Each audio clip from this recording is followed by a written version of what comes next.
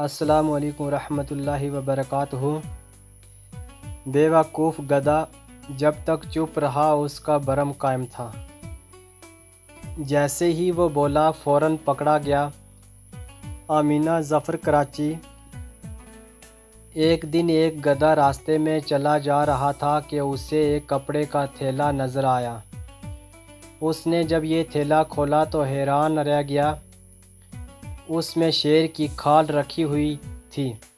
گدھا بہت خوش ہوا اور اس نے شیر کی کھال اوڑھ لی۔ شیر کا منہ بھی اس کے ساتھ تھا۔ آہا، یہ تو بہت اچھی بات ہے۔ اب میں کیسا لگ رہا ہوں، یہ دیکھنے کے لیے گدھے نے قریبی تالاب میں جا کر اپنا عکس دیکھا۔ اب میں شیر بن گیا ہوں۔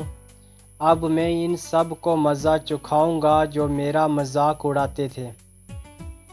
گدھا بھاری قدموں سے جنگل میں داخل ہوا۔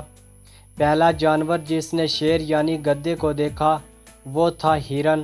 شی شی، شیر ہرن کانپتے ہوئے بولا اور خوف زد ہو کر درختوں کی طرف بھاگ گیا۔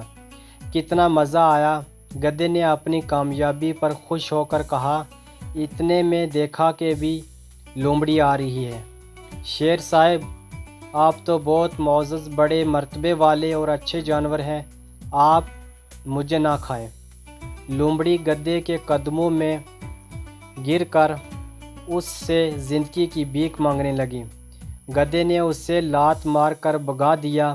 جلد ہی پورے جنگل میں ہلچل مچ گئی کہ جنگل میں شیر آ گیا ہے۔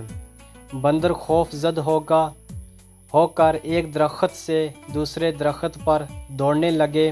خرگوش اپنے بلوں میں جا کر چھپنے لگے۔ کتنے مزے کی بات ہے! اب مجھے انہیں شیر کی طرح دھاڑ کر ڈرا دینا چاہیے، گدھے نے اپنے آپ سے کہا اور پھر شیر کی طرح دھاڑا، لیکن شیر کی دھاڑ کے بجائے الگ ہی آواز نکلی، ڈھنچو ڈھنچو۔ سب جانوروں نے یہ آواز سنی اور باہر آ گئے۔ انہیں گدھے کی اصلیت جاننے میں دیر نہ لگی کہ یہ دراصل گدھا ہے جو شیر کی کھال میں آ گیا ہے۔ سب جانوروں نے اگر گدھے کی وہ درگت بنائی کہ مت پوچھیں اس کا کیا حال ہوا۔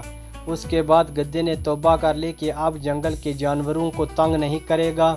بے وقوف گدھا جب تک چپ رہا اس کا بھرم قائم تھا۔ جیسے ہی وہ بولا فوراً پکڑا گیا۔ نیکسٹ ویڈیو دیکھنے کے لیے یوٹیوب چینل کو سبسکرائب کریں۔ خدا حافظ۔